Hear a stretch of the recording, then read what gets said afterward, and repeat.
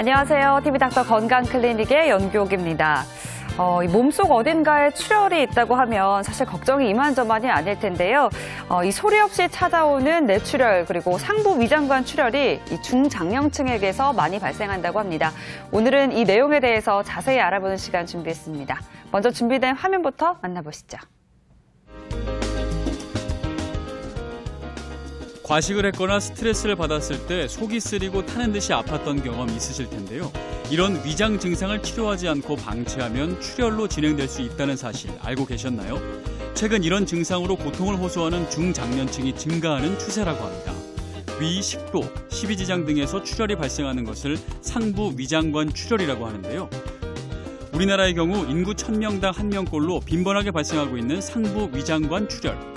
오늘 TV닥터 건강클리닉에서 자세히 알아봅니다.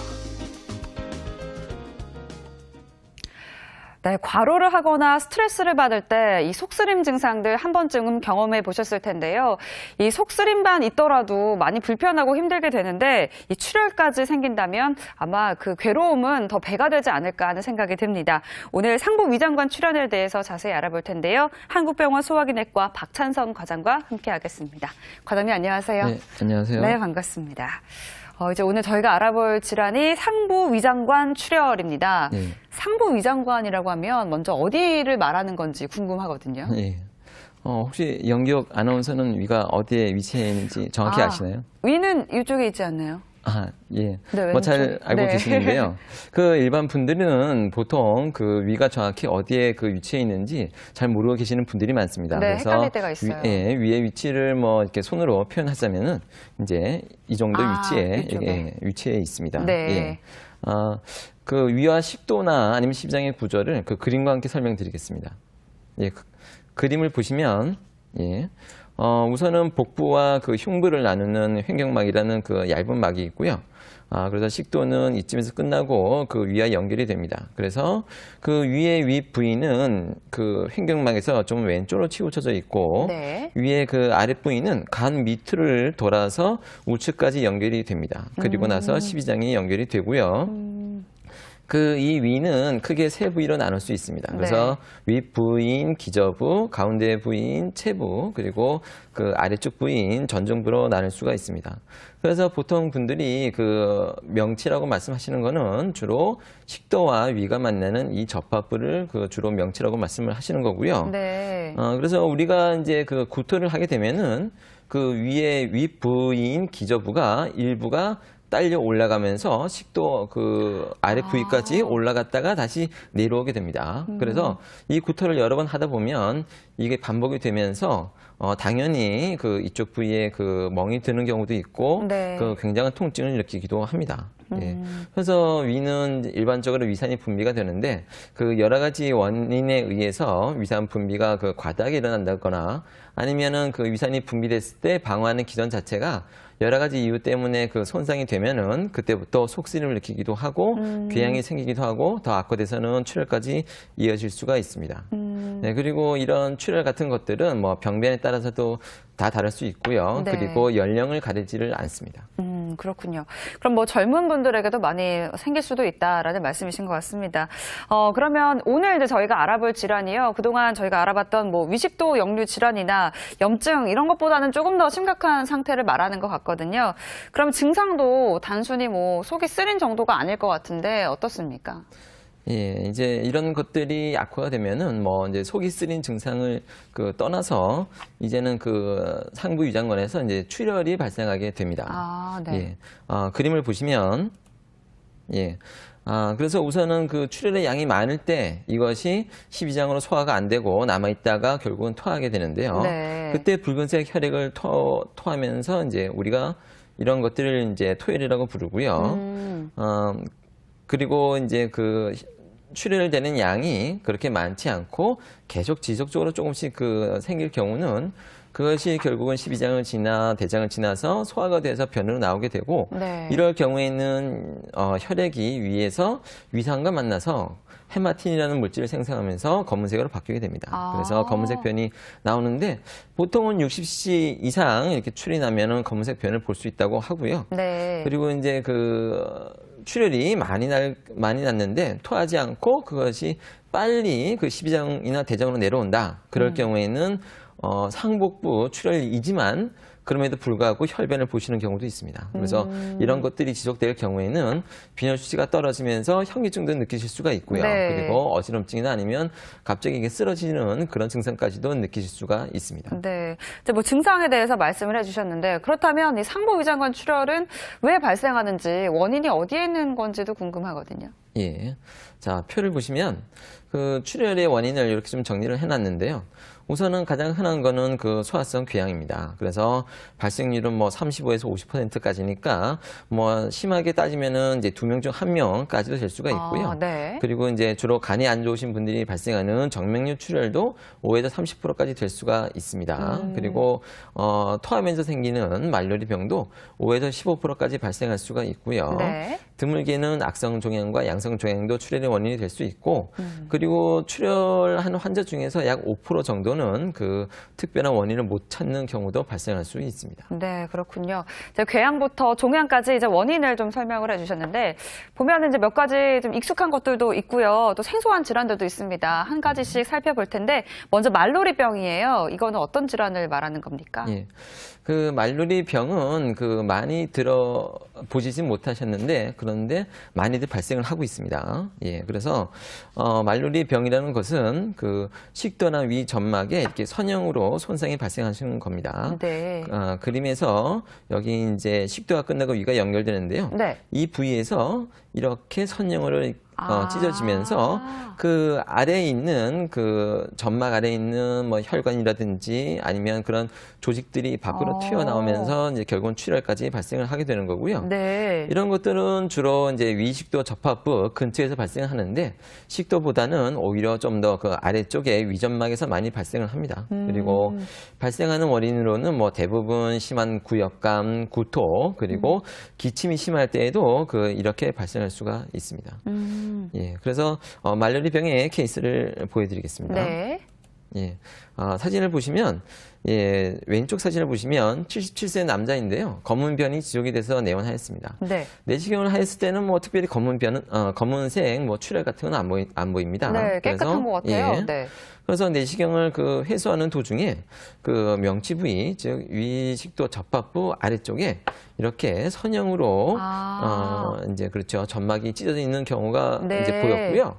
그리고 그 아래쪽에 검은색이 보이시죠? 네, 네, 예, 보여요. 그래서 요거를 조금 더 자세히 봤더니 이거는 그 출혈이 났던 혈관이 이렇게 보이는 상태였습니다. 예, 그래서 이분은 그 말로리병 크기도 길고 더구나 혈관이 노출되어 있기 때문에 네. 결국은 지혈술까지 시행한 케이스고요. 네. 자, 오른쪽을 보시면 46세 남자 환자인데요.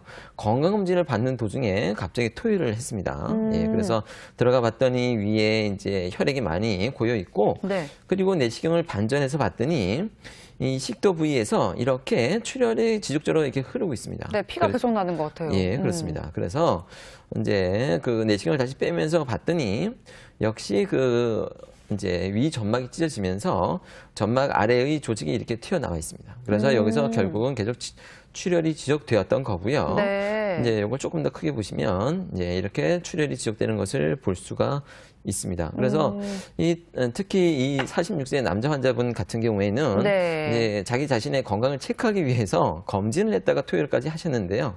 이 케이스는 약 그 4년 전의 케이스입니다. 그래서 그 당시만 하더라도 대장을 비우는 그 정결제들이 양도 많고 맛도 이렇게 별로 없고 그래서 이런 것들을 짧은 시간 안에 그 드시다가 구토까지 이어지는 경우가 종종 있었습니다. 근데 요즘은 뭐 약 자체 용량도 줄고 맛도 좋아져서 네. 이렇게 구토까지 하시는 분들은 뭐 거의 찾아볼 수는 없습니다.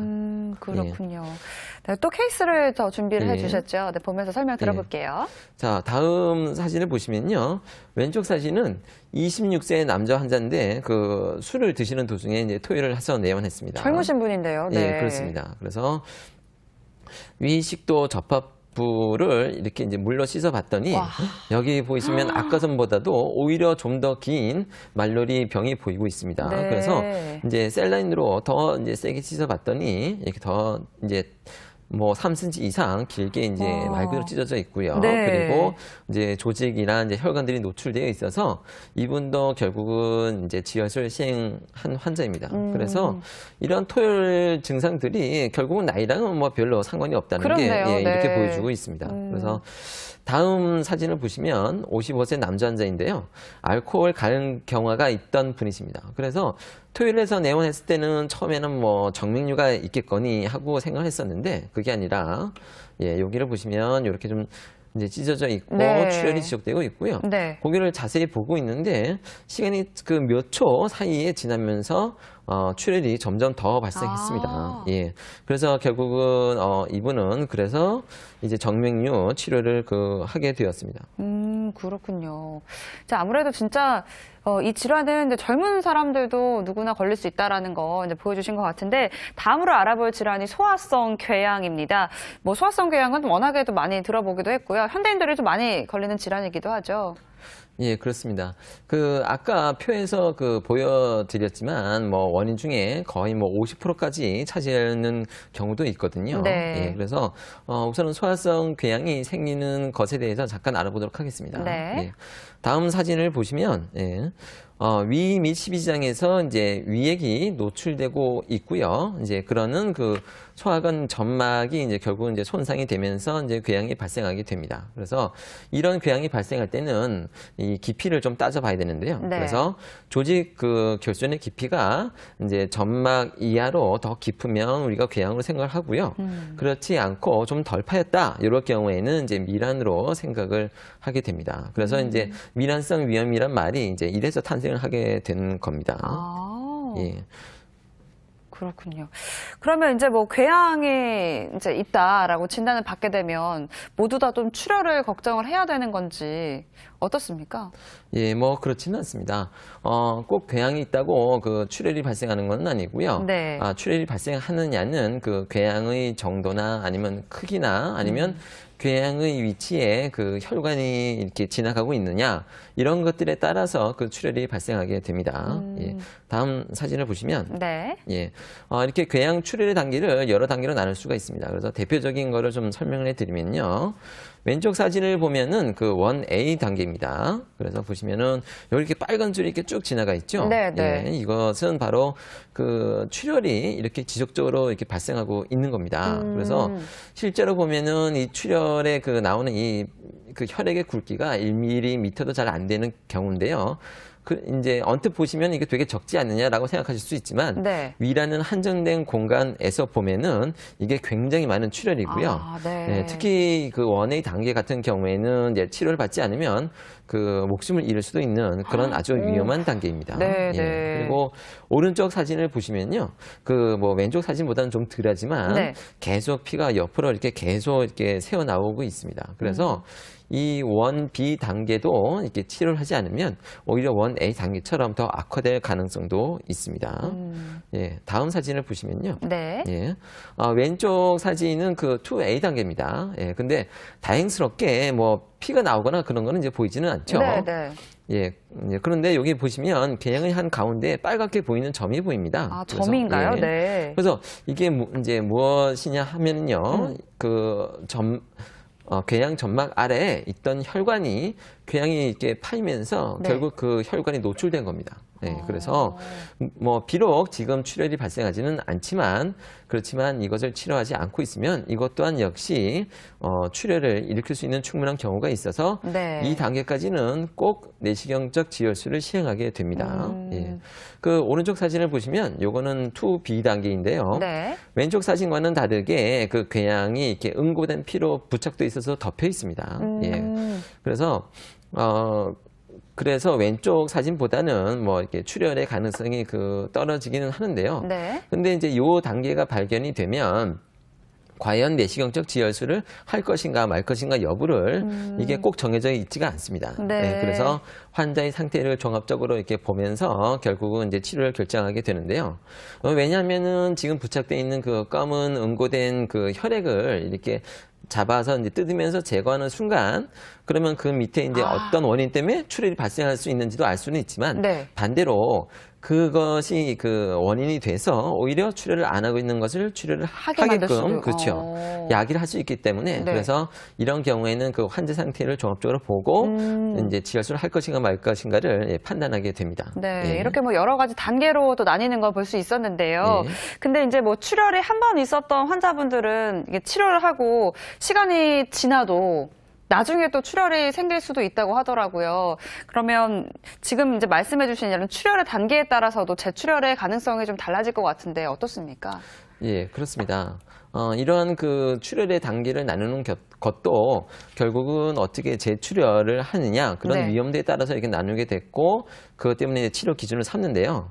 자, 표를 보시면 네. 예, 아까 전에 말씀드린 대로 1A와 1B는 뭐 지금 출혈을 하고 있으니까 네. 예, 2A에서 그 혈관이 노출된 경우에는 그냥 납두였을 경우에는 재출혈 위험도가 40에서 50%까지 갑니다. 그러니까 많게는 절반까지도 다시 피가 날 수가 있는 거고요. 네. 2B처럼 이렇게 혈액이 응고돼서 부착된 상태에서는 20%에서 30% 정도 됩니다. 그래서 이 단계에서는 뭐 이제 그 환자의 종합적인 상태를 감안해서 치료 결정하게 되고 그리고 그 밑에 이제 뭐 2C 단계나 이제 3 단계는 네. 이렇게 출혈이 보이지는 않는 단계인데요. 이런 경우에는 재출혈 위험도가 10% 이하이기 때문에 그렇기 때문에 내시경적인 지연술을 하지는 않고요.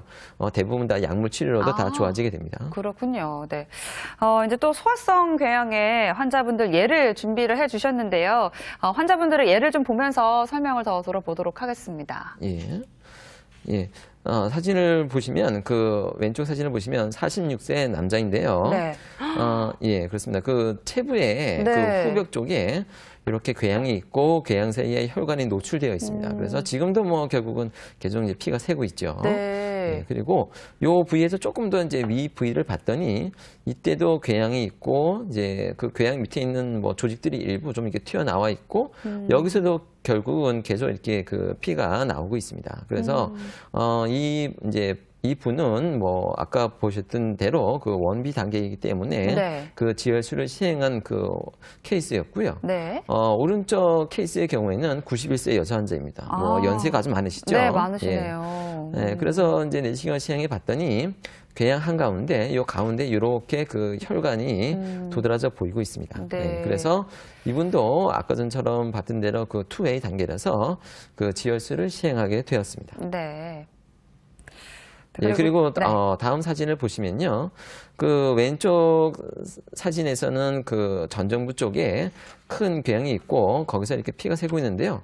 보시면은 궤양 아래쪽에 굵은 혈액이 붙어 있는데 이거는 뭐 이제 아까 전 사진처럼 피가 이렇게 막 나오는 단계는 아니고요. 네. 피가 나오자마자 이렇게 그 부위를 따라서 이렇게 응고가 되는 겁니다. 그래서 빨간색이면서도 이렇게 붙어 있어서 이제 이런 거를 봤을 때는 이것이 진짜 이제 이 정도의 뭐 대단한 출혈이냐 아니면 응고돼서 이렇게 붙어 있느냐 이런 거를 좀 이렇게 판단하는 게 중요하겠습니다.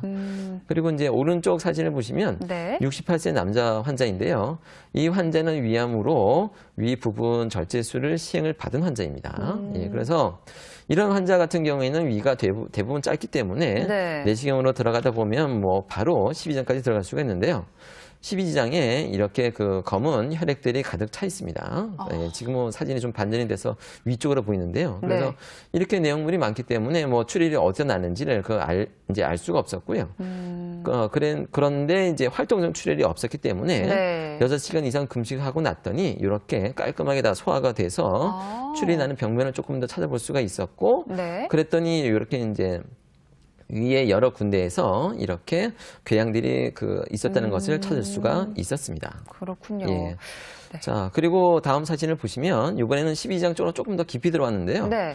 자, 왼쪽 사진은 79세 남자 환자입니다. 그래서 보시면 12장의 첫 부위에 피가 좀 많이 가득 차 있어서 네, 맞네요. 빨아들이고 난 네. 다음에 저희가 이제 셀라인으로 계속 이제 씻어봤는데 이렇게 피가 이어져 있습니다. 그래서 고개를 조금 더 따라가 봤더니 네. 결국은 이제 깊은 궤양이 있고 여기서 피가 이제 조금씩 이제 계속 이제 새고 있었습니다. 나왔군요. 네. 예, 그래서 이제 이런 12장은 그 위랑 다르게 다르게 범위가 또 이제 공간이 좁기 때문에 저희가 지혈술을 하는 데 있어서 조금 좀 더 어려움이 있습니다.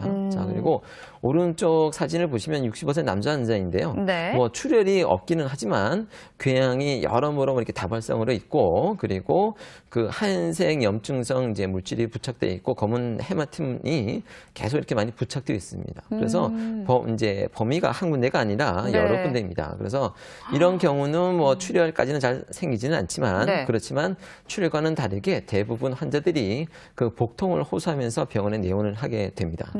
통증이 있군요. 예, 그렇습니다. 네. 이제 다음으로 알아볼 게 정맥류입니다. 정맥류는 좀 생소하긴 한데 어떤 질환인지 설명을 좀 해주시죠. 예, 정맥류는 주로 이제 뭐 간이 많이 안 좋으신 분들이나 아니면 간경화이신 분들에게 발생하는 그런 이제 질환인데요. 자, 그림을 보시면 네. 예. 우선 간 경화에 대해서 짧게 설명을 드리면 이제 간 경화가 되면 이렇게 간을 통과하는 그 혈관의 압력이 네. 상승합니다. 간이 딱딱해서 결국은 간 쪽으로 혈액이 잘 못 들어가는 거고요. 네. 그러다 보면 압력이 상승하기 때문에 그 위 주위에 있는 그 혈관 쪽으로 오히려 피가 조금 더 잘 가고 양이 더 늘게 됩니다. 근데 그게 오랜 시간 반복이 될 경우는 위와 식도 주변의 혈관이 늘어나면서 결국은 그 정맥류가 형성이 되고요. 이것이 결국은 이제 나중에는 뭐 이제 터져서 이제 출혈까지 발생을 하게 됩니다. 그래서 예, 간이 안 좋거나 간경화 있으신 분들은 꼭 1년에 한 번 이상은 위내시경을 규칙적으로 받으셔서 이런 것들이 발생했는지 여부를 꼭 미리 보셔야 됩니다. 네, 그렇군요. 이제 뭐 정맥류도 실제로 이제 환자 예를 준비해서 치료한 예를 준비해 주셨는데요. 사진 보면서 설명을 더 자세히 들어보도록 하겠습니다. 예. 사진을 보시면 네. 요거는 그 정맥류의 그 분류를 보여드리는 겁니다. 네. 그래서 가장 첫 그 그림은 정상인 환자인데요. 뭐 보시면은 특별히 뭐 혈관이 이렇게 뭐 이렇게 크게 된 거를 볼 수가 없습니다. 깨끗한 것 같아요. 예. 네. 오른쪽 사진을 보시면 이제 우리가 이제 뭐 F1 단계라고 하는데요. 보시면은 혈관이 일직선의 모양을 유지하고는 있지만 어느 네. 정도 이렇게 굵어져 있습니다. 그래서 아. 이 정도까지는 F1이고요. 그 다음 단계는 F2 단계인데 보시면 혈관이 조금 더 굵어져 있고 네. 혈관의 모양이 일직선을 유지하는 게 아니라 조금 이렇게 이상해졌어요. 꾸불꾸불하는 네. 그런 모양을 유지하고 있습니다. 그래서 네. 이 정도는 F2로 이제 저희가 판단을 하고요.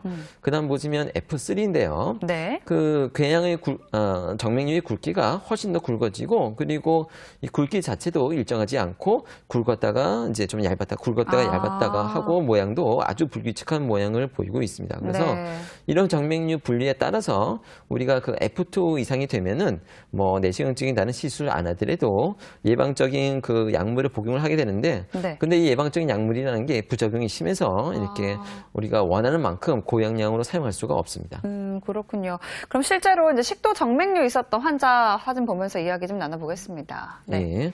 자, 왼쪽 사진을 보시면요. 56세 남자 환자인데 그 식도 접합부 위쪽에 이렇게 빨갛게 튀어나온 것이 있습니다. 네. 그래서 요거는 정맥류 위에 튀어나온 건데요. 그래서 이거를 그 의사들이 볼 경우는 그 이곳에서 피가 났다가 멈췄거나 아니면 가만 놔둘 경우에는 미래 피가 날 수 있을 확률이 높다 이렇게 생각하는 부위가 되겠고요. 네. 자, 그리고 이제 다른 부위에도 역시 또 이렇게 좀 이렇게 솟아오른 부위가 있고, 네. 자, 요 부위는 위쪽으로 많이 치우쳐져 있는 곳인데요. 이렇게 이제 튀어나와 있고요.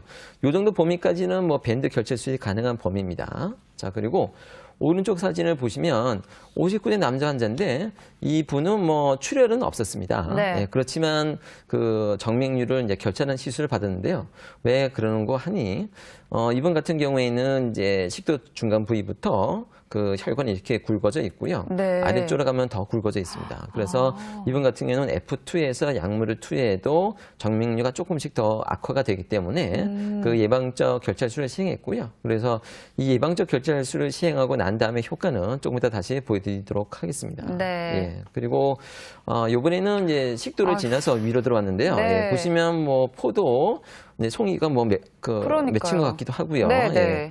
그래서 보기만 해도 뭐 꽤 무섭습니다. 네. 그래서 이 위 정맥류는 식도 정맥류와는 다르게 오히려 발생 확률은 더 매우 드물긴 하지만 네. 그렇지만 압력이 훨씬 더 커서 피가 날 경우에는 더 다량 출혈이 나고요. 그래서 식도 정맥류보다는 훨씬 더 위험해집니다.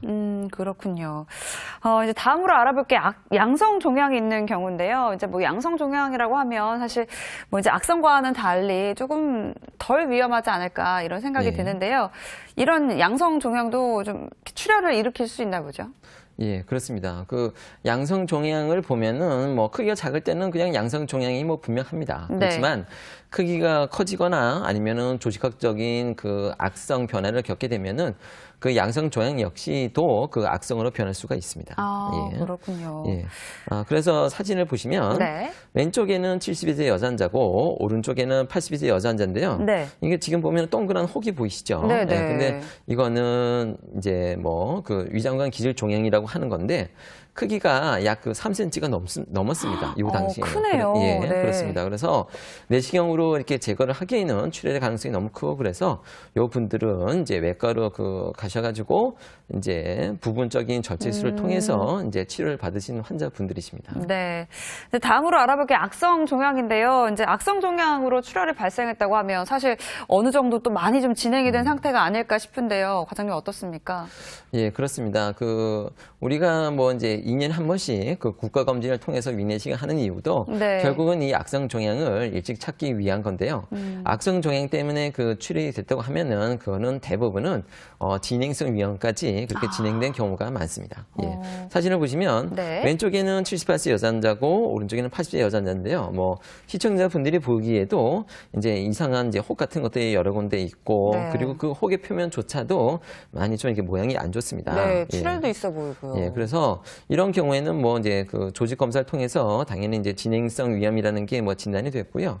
근데 이런 경우에는 뭐 앞에서 보여드리는 케이스와는 다르게 국소적인 치료로 끝나는 것이 아니고 네. 그 위를 이제 뭐 부분 절제술이나 아니면 위치에 따라서 전절제술을 하고 나서 그리고 나서 항암 치료까지 하시게 되는 그런 이제 경과를 밟게 됩니다. 그렇군요. 근데 뭐 지금 말씀해 주셨던 것으로 이제 출혈이 발생하는 경우도 있는데 혹시 뭐 다른 특별한 원인으로 인해서 출혈을 하는 경우도 있는지 궁금하거든요. 어떻습니까? 예, 그래서 지금까지 본 거는 이제 뭐 환자분이 아프시고 여러 가지 네. 원인으로 내원하게 되는데요. 근데 다음 사진을 보시겠습니다. 네. 예. 보시면은 경피 내시경화 위루술이라고 되어 있는데요. 왼쪽 사진을 보시면 배에 이렇게 투명한 줄을 꽂고 있죠. 그렇네요. 예. 네. 그래서 이 시술은 주로 뇌경색이나 뇌출혈 아니면 치매가 심하신 분들이 입으로 음식을 잘 못 드시는 경우에 이렇게 시행하는 시술이고요. 그래서 아래쪽 그림을 보시면 이렇게 위벽을 직접 뚫어서 그런 이제 튜브를 넣어놓게 됩니다. 자, 그래서 사진을 보시면 네. 81세 여자 환자고 뇌경색 환자였는데요. 이렇게 얕은 이제 궤양이 넓게 있었습니다. 근데 보니까 요 튜브가 있고 네. 튜브를 이제 조금 더 보니까 튜브가 결국은 위 점막과 맞닥뜨리게 된 것입니다. 그래서 이 환자 같은 경우에는 튜브의 고정 자체가 조금 이렇게 부정확하게 돼 있어가지고 네. 튜브가 위 벽과 오래 이제 만나서 눌리켜 있으면서 궤양이 발생하고 결국은 출혈까지 발생했던 케이스였습니다. 그렇군요. 이제 뭐 저런 경우를 통해서도 이제 출혈이 발생할 수 있다라는 설명이신 것 같은데요. 저희가 이제 또 다음으로 알아볼 질환이 바로 듀라포이 병변입니다. 이름도 생소하고요. 네, 예. 이건 어떤 상태인지 좀 설명해 주시죠. 예. 자, 슬라이드를 보시면, 듀라포이 병변은 점막이 결손되어서 점막 아래의 동맥이 파열되어서 발생하는 출혈입니다. 쉽게 말씀드리면 위궤양이 없는데도 불구하고 혈관이 보이면서 출혈이 난다는 그런 뜻으로 생각하시면 되고요. 자, 이 환자는 53세 여자 환자고 알코올성 간경변이 있었습니다. 네. 보시면 12장 초기에서 왼쪽 아래쪽에 피가 조금 흐르는데요. 있어요, 네. 예, 요거를 이제 보고 있는데 몇 초 사이에 피가 이게 점점 오르더니 이제는 저희가 쉽게 말할 때는 펌핑한다는 그런 표현도 쓰는데요. 이것처럼 아주 이제 거꾸로 달린 수도꼭지에서 물이 이렇게 올라오는 것처럼 네. 이렇게 아주 심한 출혈을 보이고 있습니다. 그렇군요. 이 상부 위장관 출혈은 사실 이제 대부분 내시경으로 이제 진단이 될 텐데요. 혹시 다른 방법으로 진단할 수 있는 것들이 있는지 궁금하거든요. 예. 말씀하신 대로 그 위장관 출혈은 대부분 그 내시경을 통해서 진단을 하게 되는데요. 네. 그렇지만 내시경을 통해서 진단을 못 내는 경우도 있습니다. 그래서 이제 그럴 경우는 뭐 CT라든지 적혈구 스캔, 혈관 조영술 뭐 등등을 시행하게 되는데 그래도 가장 쉽게 시행할 수 있는 것이 CT입니다. 그래서 슬라이드를 보시면 네. 이 환자는 바로 전에 그 둘레표의 병변 환자였는데요. 실제로는 밤에 그 응급 내시경을 했는데 병변을 네. 못 찾았습니다. 아. 그러다가 밤사이에 환자가 더 악화되고 그러다가 아침에 CT를 찍게 됐는데 위에 보시면은 검은 이제 음식물이 가득 차 있죠. 네, 있어요. 뭐 이거는 결국은 이제 피가 응고된 거고 아. 오른쪽 사진을 보시면 12장 중간 부위에 이렇게 하얗게 보이는 게 있습니다. 네, 이거는 네. 결국은 이제 조영술이 이제 피와 같이 이렇게 뿜어져 나오는 출혈을 말하는 거고요. 아. 그래서 이제 12장 첫 부위를 자세히 봤더니 요 화살표가 가리키는 대로 이렇게 조영제가 이렇게 선형 모양으로 뿜어져 나오는 것이 CT로 확인이 됩니다. 그래서 이 환자는 아침에 응급 내시경을 다시 한번 시행하면서 그 부위를 유심히 봐서 출혈을 멈추게 한 케이스였습니다. 네, CT로도 이제 뭐 진단이 가능하다라는 말씀이십니다. 네, 지금부터는 그럼 치료 방법에 대해서 살펴보도록 하겠습니다. 이제 먼저 약물 치료에 대해서 알아볼 텐데요. 이제 뭐 여러 가지 약물이 있습니다. 그런데 먼저 히스타민 억제제에 대해서 좀 알아보도록 할게요. 어떤 작용을 하는 약물인지 궁금하거든요. 예.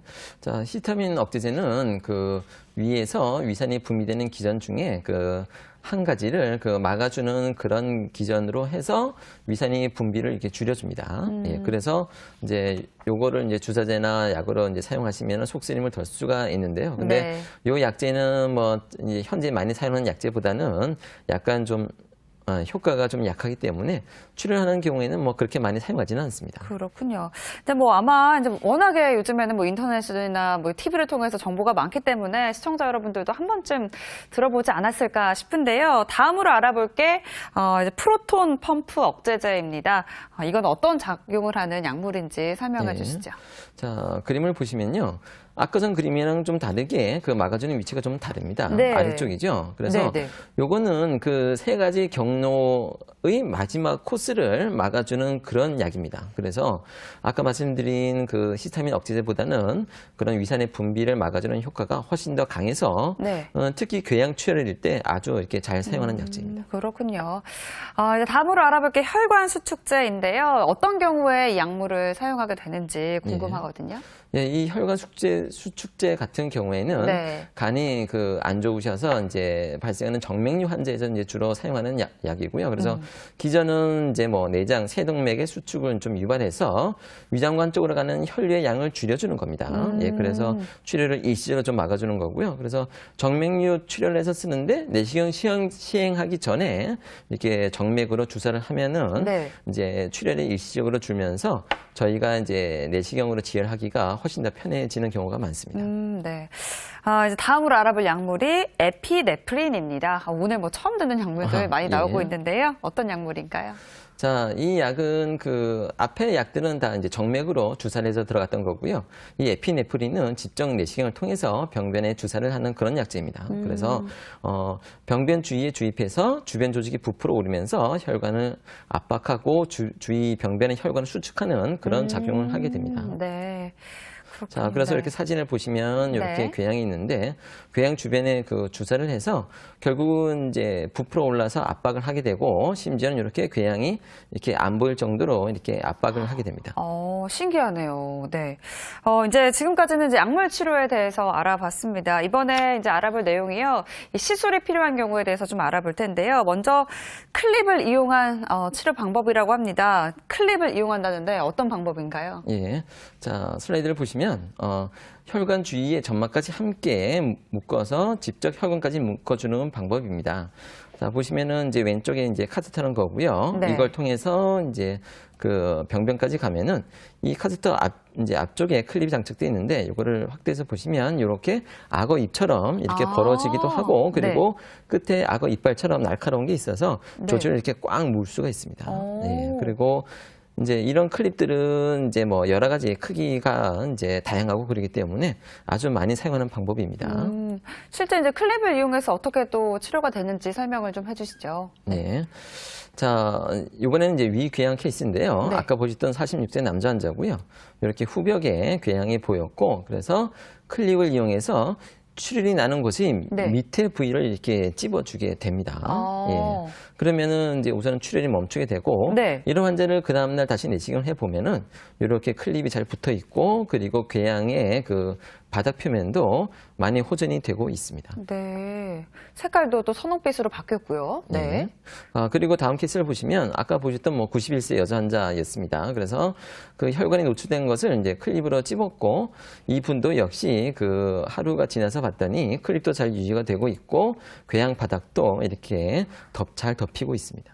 그렇군요. 예, 그래서 91세 할머니신데도 잘 네. 호전이 돼서 식사도 잘하시고 퇴원을 잘하셨습니다. 아, 다행이에요. 예. 네. 연세가 좀 많으시긴 하네요. 예. 네. 이제 다음으로 알아볼 게 밴드 결찰술입니다. 예. 이제 결찰을 한다는 게 약간 지혈을 한다라는 의미로 좀 와닿는데 어떤 치료 방법인가요? 예. 밴드는 물리적으로 이렇게 묶어주는 방식인데요. 클립과는 약간 다르게 네. 예, 밴드를 이용해서 점막층과 하층과 혈관을 함께 물리적으로 이제 묶어주는 겁니다. 그래서 왼쪽 사진을 보시면 여기 밴드 키트인데요.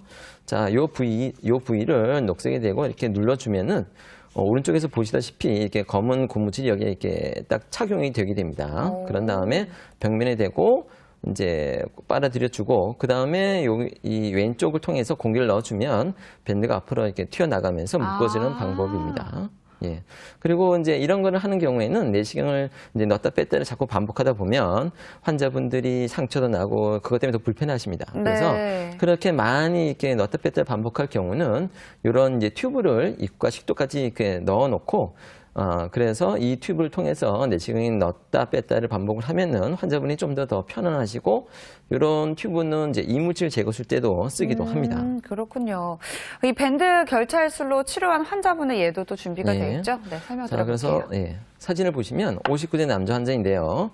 아까 이제 예방적으로 묶은 차원입니다. 그래서 중앙부터 식도 정맥류가 보였고요.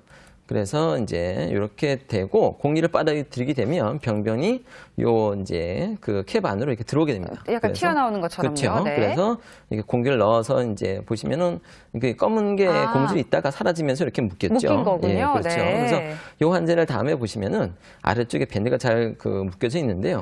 근데 이 환자의 그 위쪽을 보시면 왼쪽 사진이랑 비교를 해 보시면 네. 식도 정맥류의 크기가 아주 현저히 줄었습니다. 예, 그렇죠. 계속 위쪽으로 와도 현저히 준 것을 확인할 수 있는데요. 그래서 네. 꼭 출혈이 아니더라도 이렇게 예방적으로 하기도 합니다. 예, 그리고 다음 사진을 보시면 56세 남자 환자인데 아까 전처럼 이렇게 붉게 튀어나온 것이 있었고요. 그래서 이것도 역시 이제 두 군데를 이렇게 묶어 주었습니다. 이런 환자가 하루가 지나면 이제 이렇게 묶은 혈관이 괴사가 되면서 뭐 쉽게 말씀드리면 죽게 되는 거죠. 예, 그래서 이것들은 나중에 떨어져 나가기도 하고요. 네. 그러면서 이러면서 이제 여기 쉽게 말씀드리면 흉터가 지면서 이제 치료가 되는 겁니다. 네. 자, 그리고 다음 케이스는 77세 남자 환자고요. 말로리 병인데 뭐 길어서 결국 이제 했고요. 말로리 병도 이렇게 캡을 이용해서 캡 안쪽에 잘 들어오게 한 다음에 묶으시면 되고요. 네. 그래서 이렇게 양쪽이 아주 잘 이제 보이도록 잘 묶인 케이스였습니다. 네, 확실히 이제 화면을 보면서 저희가 설명을 예. 들어보니까 쉬운 것 같아요. 네. 예, 그리고 요 26세 남자 환자도 이제 길이가 매우 길었죠. 그래서 이런 경우에는 길이가 너무 길기 때문에 네. 밴드 하나만으로는 부족해서 밴드를 묶고 그 나머지 부위를 이렇게 이제 클립을 이용해서 묶게 되고요. 그 다음날 봤더니 그 병변이 잘 붙고 클립도 잘 유지가 되고 있습니다. 네, 그렇군요.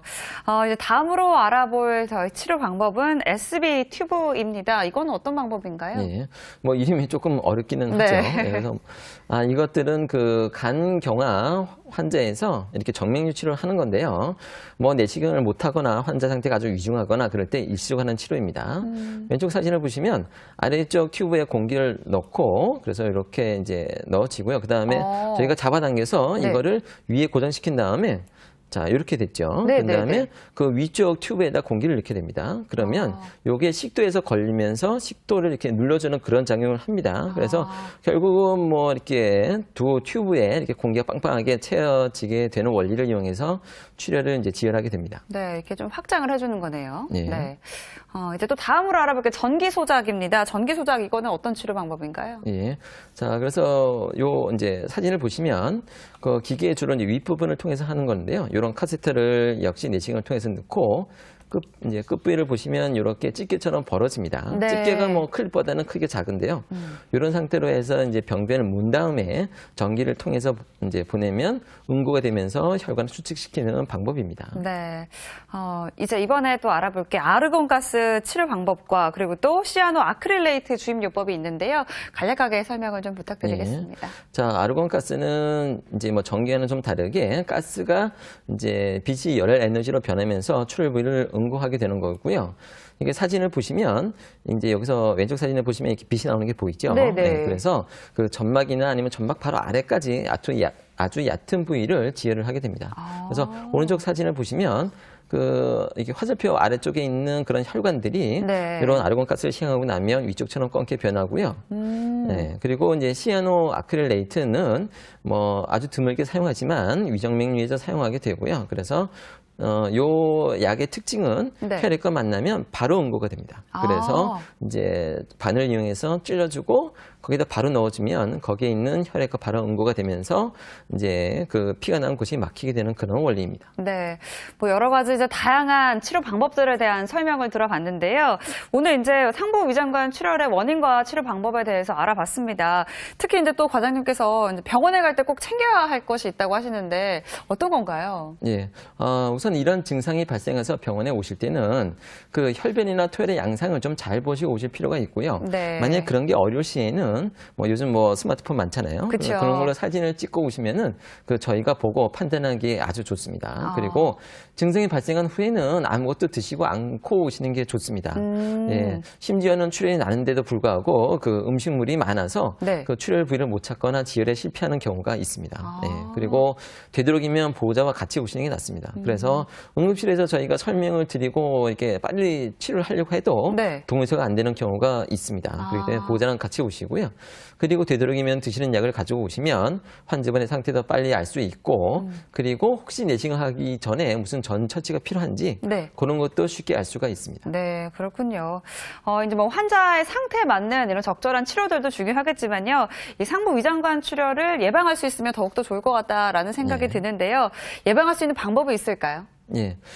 요즘은 그 인구가 고령화가 되면서 그 드시는 약이 점점 많아지고 있습니다. 뭐 심지어는 여러 병원들을 이렇게 다니시면서 약들이 중첩이 되기도 하고요. 예, 그래서 이제 다른 이제 병원을 가실 때는 드시고 계신 약에 그 약 처방전을 꼭 챙겨서 가지고 가셔서 그쪽 이제 의사에게 보여드리고 나서 약이 중복이 안 되게 처방 받으시는 게 좋습니다. 왜냐하면 이 약을 과다하게 복용해도 이것 때문에 결국 그 위장이 헐고 이런 이제 증상들이 발생할 수 있고요. 네. 그리고 이제 이제 술에 관해서도 말씀을 네. 드리자면 예, 술을 많이 드시면 결국 뭐 간도 안 좋아져서 간경화가 생기는 뭐 경우도 많고요. 그리고 그것뿐만이 아니라 술을 통해서도 그 다른 출혈도 많이 발생할 수가 있기 때문에 환자 본인과 그 보호자를 위해서라도 꼭 절주하시기 바랍니다. 네. 오늘은 소화기내과 전문의 박찬성 과장과 함께 상부 위장관 출혈에 대한 이야기 나눠봤습니다. 오늘 말씀 감사합니다. 예, 감사합니다. 이 성인 1000명당 1명이 경험하는 아주 흔한 질환이기도 하고요. 그리고 이 생활 습관과도 아주 연관이 깊은 질환이라고 합니다. 평소에 예방을 위한 노력들 필요하지 않을까 싶습니다. TV닥터 건강클리닉 오늘은 여기까지고요. 저희는 다음 주 이 시간에 다시 찾아뵙겠습니다. 고맙습니다.